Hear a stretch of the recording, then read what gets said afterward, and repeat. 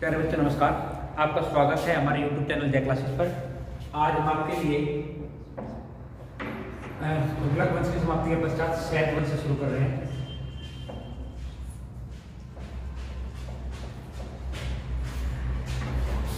सैद वंश का उदय और तुगलक वंश का समापन, इन दोनों के बीच में भारत में तैमूर लंग का आक्रमण होता है और उस तैमूर लंग के आक्रमण के पश्चात सैद वंश की स्थापना करता है।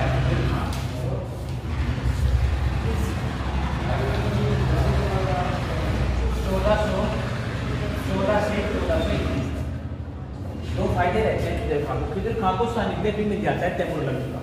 तैमूर लंग का एक समर्थन भी प्राप्त होता है। बाद में तैमूर लंग के पश्चात उसका पुत्र शाहरुख होता है, उसका भी समर्थन मिलता है। तो इन दोनों के समर्थन से ये व्यक्ति शासन करता है। खिदिर खां की विशेषता है कि सैद वंश की स्थापना तो कर ही रहा, ये भारत में शासन करने वाले मुस्लिमों में प्रथम शिया मुसलमान। तो ये जो वंश है ये प्रथम शिया मुस्लिम वंश है। इस्लाम के अकॉर्डिंग दो प्रकार के मुस्लिम धर्म को दो भागों में तोड़ा गया, एक शिया और एक सुन्नी। सुन्नी वो जो हजरत मोहम्मद साहब की विचारधाराओं में सीधा विश्वास करते हैं, उनके द्वारा दिया गया एक ग्रंथ है जिसे सुन्नी कहा गया, उसकी विचारधाराओं में विश्वास करते हैं, तो वे तो कहेंगे सुन्नी। और जो हजरत मोहम्मद साहब के दामाद अली हुसैन की विचारधारा में विश्वास करते हैं, वे शिया मत के मुसलमान हो जाते हैं।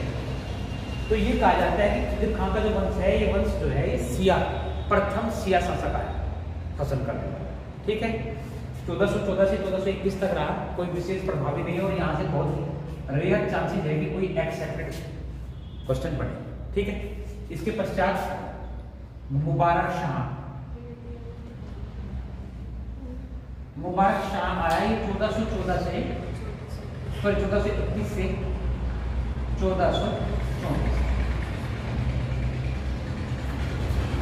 मुबारक शाह ने एक काम किया, इसके पास इसका एक लड़ाका था जो अफगानी था और इस अफगानी लड़ाका का नाम था पहलोर लोदी।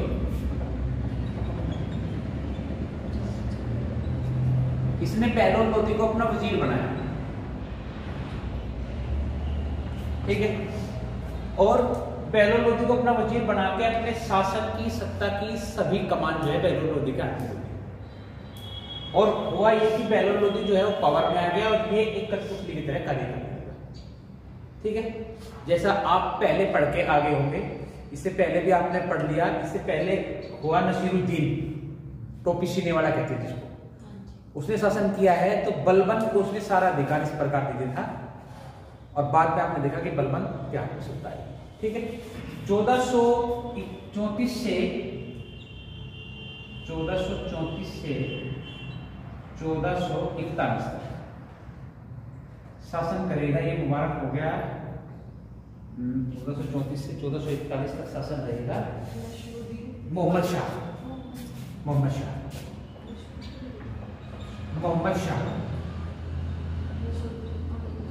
ठीक है, और मोहम्मद शाह ने इसे अपना पुत्र घोषित किया।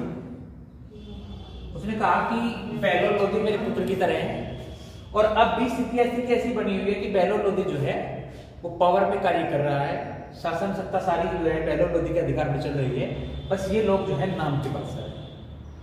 ठीक है, और पहलोर लोदी ने यहां तक आते आते प्रभाव जमाना शुरू कर दिया और पूरी सत्ता को जो है अपने अधिकार में ले लिया। अब इसके पश्चात किसी का पुत्र अलाउद्दीन शाही 1441 से 1445 तक गद्दी पर बैठेगा, क्योंकि इसने इसको अपना पुत्र घोषित कर रखा था। तो पहलोर लोदी को लगा कि अब सत्ता मुझे संभाल लेनी चाहिए, क्योंकि मुझे बादशाह का भी सुल्तान का भी समर्थन है और सुल्तान के समर्थन के पश्चात मैं अपना तख्त संभालूंगा। और इसने अलाउद्दीन को यह कहा कि अब सियासत आप मेरे लिए छोड़ो। अलाउद्दीन एक कमजोर शासक था, पूरी सैन्य व्यवस्था जो थी वो पहलोर के हाथ में चली गई थी। इस कारण से अलाउद्दीन ने जो है इसकी अपनी इच्छा से ही अपना शासन से सौंप दिया और यहाँ से जो कमान आई वो आई लोधी वंश के। अब तक जितने भी शासक मैंने आपको सल्तनत काल में पढ़ाई, सल्तनत काल चल रहा है, सारे के सारे तुर्क थे। ये पहला व्यक्ति आया जो अफगान है, यानी कि यहां से उधर हो गया अफगानी। ठीक है, अब मैंने इल्तुतमिश के बाद जितने व्यक्ति आए सब सुल्तान के तौर पर कार्य कैसे।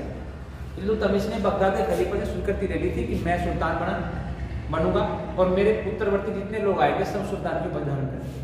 तो यहाँ एकमात्र व्यक्ति है खिजर खान, इसने स्वयं को सुल्तान नहीं कहा। ये भी एक्सेप्टेड सवाल है, पूछ सकता है। इसने स्वयं को सुल्तान की उपाधि धारण नहीं की।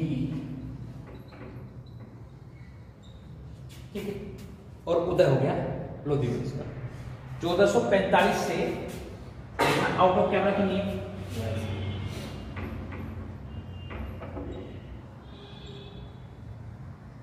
और इसका संस्थापक बन गया कौन बना बच्चों?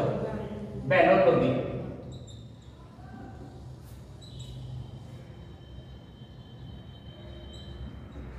चौदह सौ 1451 से 1489 तक ये व्यक्ति सत्ता में था। इतिहास में खिजर खान ने कोई विशेष उपाधि नहीं की थी, बस सुल्तान की उपाधि को धारण नहीं करता। ठीक है, ये बिना सुल्तान के पद पर कार्य करता रहा। बताओ क्या बताया? अच्छा, तो उसका जिक्र नहीं कोई विशेष। एक्सेप्टेड सवाल में सवाल ये बनेगा कि उसने ऐसा कौन सा संचालन काल में शासक है, जो एक्सेप्टेड सवाल है जो एग्जाम में आ रहा है, वो पूछा जाएगा कि ऐसा कौन सा संतलत काल का व्यक्ति है जिसने सुल्तान की उपाधि धारण की। तो दो व्यक्ति हैं संतलत काल में, पूरे संतलत काल में दो ही आदमी मिलेंगे बस। एक तो मिला कुतुबुद्दीन, ठीक है, उसने सेनानायक की उपाधि धारण करी थी, और दूसरा व्यक्ति ये। ठीक, अब मैं बात कर रहा था आपसे लोधी वंश की। लोधी वंश के संस्थापक जो है बहलोल लोधी है। 1451 कैसी जगह रहेगी यहाँ से। इसके बारे में एक्सेप्टेड सवाल बनेगा। इसने एक तो अपने नाम से सिक्के चलाए, इसने बहलोल सिक्के चलाए।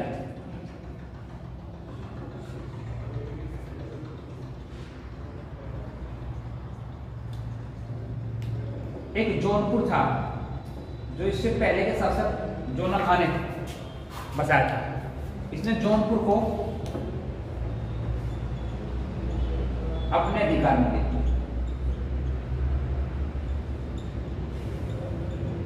ये दो महत्वपूर्ण काम थे, ठीक है।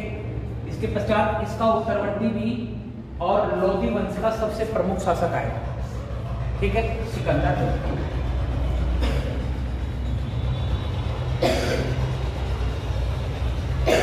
1489 से 1517, ठीक है। इस बीच वो टाइम पीरियड आएगा जब भारत में पहला पुर्तगाली व्यक्ति आएगा। 1498 में प्रथम पुर्तगाली, जानते हो ना, वास्को डी गामा।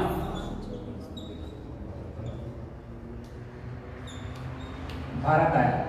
तो आपसे सवाल ये पूछ सकता है कि किसके टाइम समय में वास्को डी गामा भारत आया था। तो जब वास्को डी गामा भारत आया तब सिकंदर लोधी का शासन जो था वो भारत में था, ठीक है। अब ध्यान रखना, कई जगह आपको मिलेगा कि वास्को डी गामा को भारत आने वाले मार्ग की खोज करने वाला प्रथम व्यक्ति माना जाता है। इससे पहले आप इतिहास में पढ़ चुके कि भारत जो है उससे पहले भी आक्रमणकारी भारत पहुंचे हैं, ठीक है बच्चों। तो फिर ऐसा क्या हुआ कि वास्को डी गामा को भारत आने वाला प्रथम व्यक्ति कहा गया? तो ये भारत जिस मार्ग से आया था वो मार्ग सबसे नया था। इससे पहले जितने आक्रमणकारी, चाहे वो सेल्यूकस निकेटर हो, चाहे उससे आने वाला सिकंदर हो, पहले आने वाला, ये सब व्यक्ति जो है स्थल मार्ग से आए थे। और स्थल मार्ग में भी सिंध, जो पाकिस्तान पंजाब प्रांत में लगता है, उससे आते थे। ये व्यक्ति भारत आने वाले समुद्री मार्ग को खोजने वाला पड़ता। तो ये एक्सेप्टेड बात बनी, ठीक है। हुआ ये कि सिकंदर लोधी के टाइम पीरियड में खासकर ये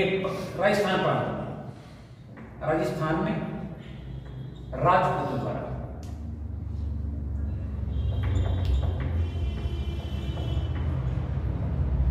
विद्रोह, क्योंकि ये दिल्ली की गद्दी पर शासन कर रहा था और जो विद्रोह हो रहे थे वो राजस्थान में हो रहे थे और राजपूत उसका लगातार विद्रोह कर। तो सिकंदर लोदी ने सोचा कि राजपूतों से किसी भी तरह उनके प्रतिरोध को दबाने के लिए मुझे बार बार वहां जाना पड़ रहा है। तो इसने राजस्थान और दिल्ली के मध्य अपनी नई चौकी की स्थापना करने का प्रयास करा और इसने 1504 में स्थापना करी आगरा, सिकंदर लोदी ने, और ये करी सिकंदराबाद के नाम से। ठीक है। दूसरा क्या करा इसने, वहीं इसने बादल गढ़ के किले पर अधिकार कर। ये महाराज बादल द्वारा बनवाया गया। एक तो इस किले पर अधिकार कर लिया, दूसरा इस किले को उस समय की युद्ध नीति के अनुसार बनवा लिया, अपने हिसाब से इस किले का दोबारा पुनर्निर्माण कराया। ठीक है। और फिर तीसरा काम क्या किया, 1506 में राजधानी दिल्ली से कहां ले गया, आगरा ले गया। इसने अनुमान लगाया कि क्यों ना राजधानी दिल्ली से आगरा प्रतिस्थापित कर दी जाए। इससे यह होगा कि जो राजपूत विद्रोह हो रहा है उसे भी दबाया जाएगा और उत्तर भारत में भी एक निगाह जो है अपनी बनाई रख सकते हैं। ठीक है। इस कारण से इसने दो महत्वपूर्ण काम कर दिए और राजधानी को जो है प्रतिस्थापित कर दिया। ध्यान रखना बच्चों, ये वही किला है जिसकी मैं बात कर रहा था, ये बादलगढ़ का किला। अभी इसे अपने अधिकार में ले लेगा सिकंदर लोदी। अब आगे आप पढ़ेंगे कि इससे संबंध जो है वो मुगलों का भी रहेगा और मुगलों में किसका, अकबर का। अकबर ने इस किले को पुनर्निर्माण कराया और इसका नाम रखा आगरा का किला। आज आप इसको आगरा का किला के नाम से जानते हैं।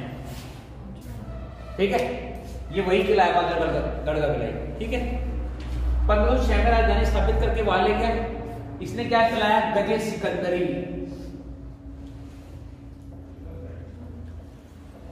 इसे सिकंदरी गज भी कहते हैं। ये भूमि नाप की इकाई थी। हाँ जी। 1517 से 1526 के बीच में शासक आया इब्राहिम लोदी। ये पुत्र है सिकंदर लोदी। ये लोदी वंश का अंतिम शासक है। इसके पश्चात लोदी वंश का समापन हो जाएगा। जितनी उदारवादी नीतियां थी इसके पिता के सिकंदर लोदी की, इसने सभी उदारवादी नीतियों का समापन कर दिया।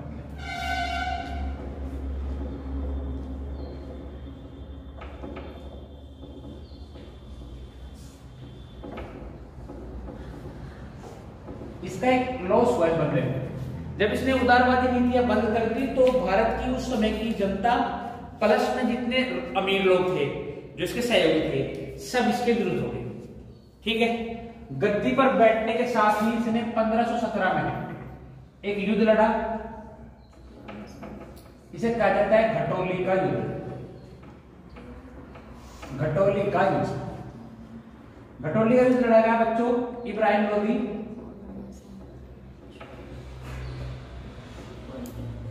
और सामने थे राणा सांगा, राजपूत राणा सांगा।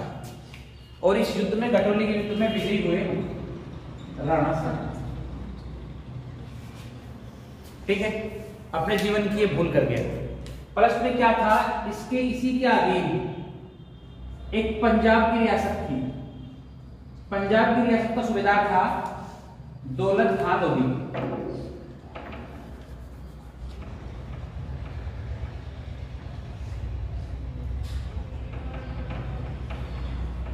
और दिल्ली की रियासत पर इसका क्या शासन कर रहा था, अहमद खान लोदी। ठीक है। ये दो व्यक्ति थे, ये अहमद खान आलम खान की बात है। ठीक है। आलम खान। ठीक। तो इन दो व्यक्ति को इब्राहिम लोदी से सहमत नहीं थे कई हद तक, ठीक। और इस बीच भारत पर आक्रमण करना शुरू कर दिया तैमूर लंग के एक वंशज ने, जो भारत पर लूट की दृष्टि से आक्रमण कर रहा था। और उसका भारत पर पहला आक्रमण होता है 1519 में।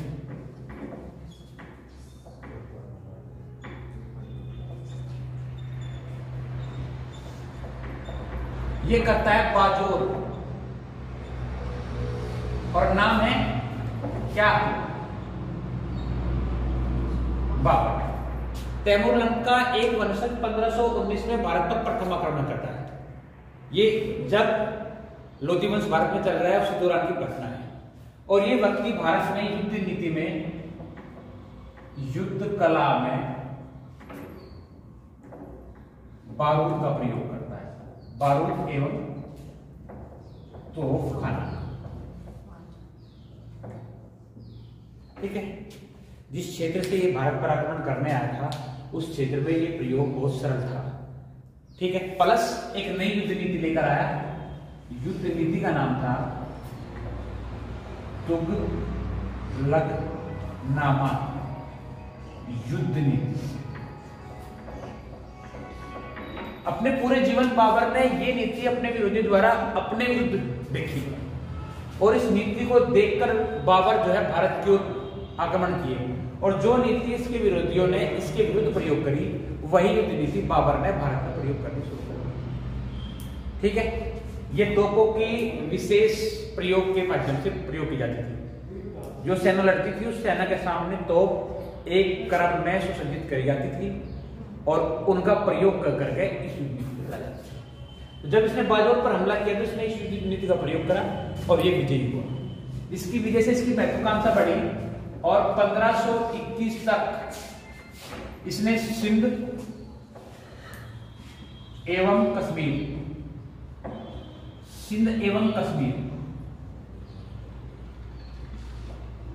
तीन महत्वपूर्ण विजय प्राप्त।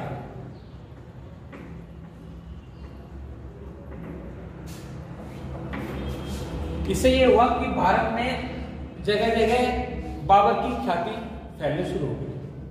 एक तो इसका विशेष युद्ध लड़ने का माध्यम, प्लस यहां जो व्यक्ति विरोधी थे इब्राहिम लोदी के, उन दोनों व्यक्ति को इसके बारे में पता चला कि भाई ये बाबर है और ये विशेष युद्ध नीति ले रहा, अपने साथ 12,000 सिपाही लेकर ही बड़ी बड़ी सेनाओं को भी दूर चढ़ा रहा है। तो उसका कारण है इसके पास तोपों। इन्होंने इसको न्योता भेजा और कहा कि आगरा की गद्दी हत्या ले और इब्राहिम खां के विरुद्ध आ जाए, जबकि इब्राहिम के पास 1.5 लाख से अधिक सिपाही थे, ठीक है। इब्राहिम लोदी के पास 1.5 लाख से बड़ी सेना थी और इसके पास 12,000 सिपाही। प्लस में इसके पास एक न्योता पहुंचा राणा सांगा का। राणा सांगा ने कहा कि आप युद्ध में आओ, मैं आपको समर्थन दूंगा।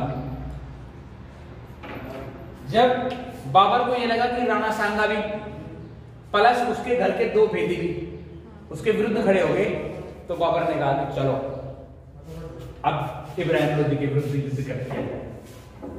और युद्ध हुआ, एक बहुत ही ऐतिहासिक युद्ध,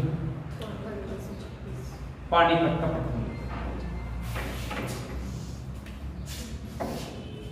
बच्चों 1526 पानीपत का प्रथम युद्ध। आपसे बहुत सारी परीक्षाओं में पानीपत के युद्ध पूछे जाएंगे, तो ये प्रथम युद्ध है। बाबर बना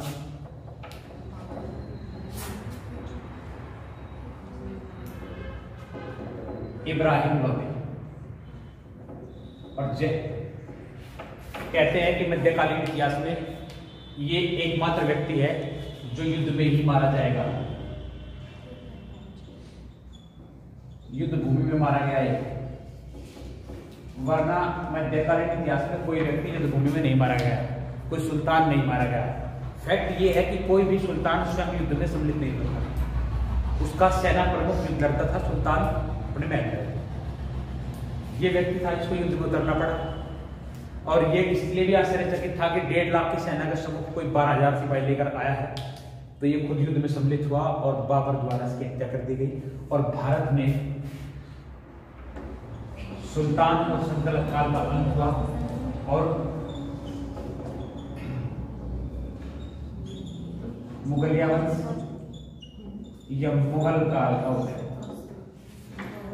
ठीक है, अब पढ़ेंगे, अब अपने आगे के लेक्चर में पढ़ेंगे कि मुगल काल जो है भारत में स्थापित हो जाएगा। 6 महत्वपूर्ण शासक भारत में शासन करेंगे। याद रखने का तरीका है बादशाह, B for Babur, H for Humayun, A for Akbar, J for Jahangir, O for Aurangzeb. ठीक है, शाहजहां और औरंगजेब। ठीक है, तो ये याद रखने का तरीका भी है कि सीक्वेंस क्या है, आप लिख लो B H A J S A, Babar, Humayun, Akbar, Jahangir, Shahjahan और औरंगजेब। एग्जाम में आपके सामने आ सकता है कभी भी कि इनकी सीक्वेंस क्या है, कौन किसके बाद आया है। तो इन्हें याद रखना तरीका है कि आप इस फॉर्मूले को याद रखें।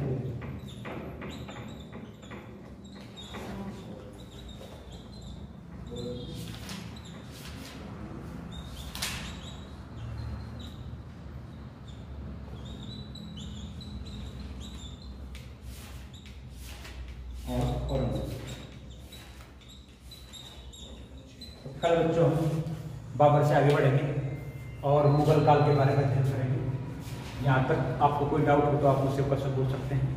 आशा करता हूँ कि आप आज का लेक्चर आपके लिए उपयोगी रहा हो। आपने लेक्चर यहाँ तक देखा उसके लिए बहुत बहुत धन्यवाद। Thank you very much.